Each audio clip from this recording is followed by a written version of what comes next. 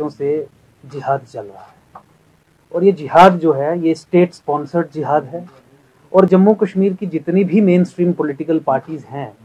वो इस जिहाद का हिस्सा है। जम्मू की मेन स्ट्रीम पॉलिटिकल पार्टीज इस सोफिस्टिकेटेड जिहाद को परपेट्रेट करने की टेक्निक यहाँ जिहाद को आगे बढ़ा रही है। इस सोफिस्टिकेशन में लेजिस्लेटिव असेंबलीज पे कब्जा करना, डेमोक्रेटिक इंस्टीट्यूशंस को अपने कब्जे में लेना और फिर उन्हें अंदर से सबवर्ट करके डेमोक्रेटिक इंस्टीट्यूशंस को, सेक्युलर टूल्स को इस्तेमाल करना कम्युनल एजेंडा को आगे बढ़ाने के लिए, यानी कि जिहाद को आगे बढ़ाने के लिए। ऐसा होगा हमला एकजुट जम्मू पे कश्मीर वादी से 20 जनवरी 2019 को हुआ, जब महबूबा मुफ्ती ने स्वयं एकजुट जम्मू पे एक बहुत ही डेरोगेटरी और एक बहुत ही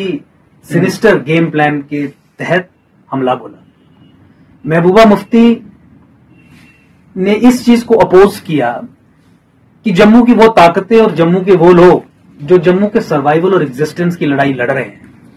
उन्हें आइडेंटिफाई करके उन्हें कमजोर किया जाए, उन्हें आइडेंटिफाई करके उन पे लांछन लगाया जाए।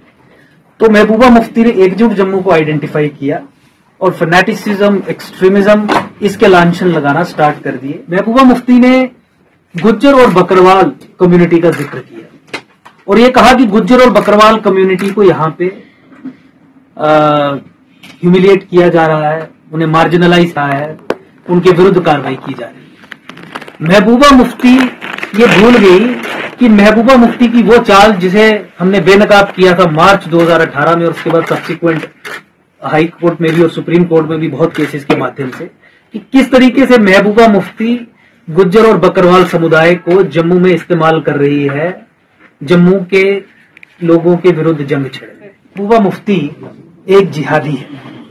महबूबा मुफ्ती पर्सनल कैपेसिटी में भी और पार्टी के फोरम से भी और हमारे डेमोक्रेटिक इंस्टीट्यूशंस को इस्तेमाल करके भी जिहाद को आगे बढ़ा रही है और जम्मू के विरुद्ध एक जंग उसने जो छेड़ी है, या देश के विरुद्ध, नेशन के विरुद्ध जंग जो उसने छेड़ी है, वो उससे बाज नहीं आ रही और अपनी जिहादी एक्टिविटीज को आगे बढ़ा रही है। वो एक जिहादी है। इस तरीके से महबूबा मुफ्ती कंटेम्प्टलेस जो इसने प्रेस कॉन्फ्रेंस की, उससे साबित हो गया, जो इस पे आरोप भी लगते हैं, कि एक कंपैशनेट अपॉइंटमेंट का SRO 43 का एक क्लियर कट केस है और सिर्फ उनके पिता की मृत्यु हुई तो उनको ये चीफ मिनिस्टर की नौकरी मिल गई। या पे नहीं,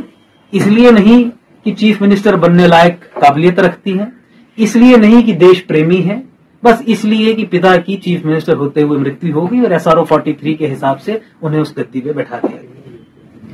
महबूबा मुफ्ती के खिलाफ 2 फॉर्मर नेशनल सिक्योरिटी एडवाइजर्स ने रिपोर्ट्स दी कि ये एक जिहादी महिला है और इस जिहादी महिला को किसी भी भारत की कॉन्स्टिट्यूशनल पोस्ट पे इसे नहीं बिठाना चाहिए।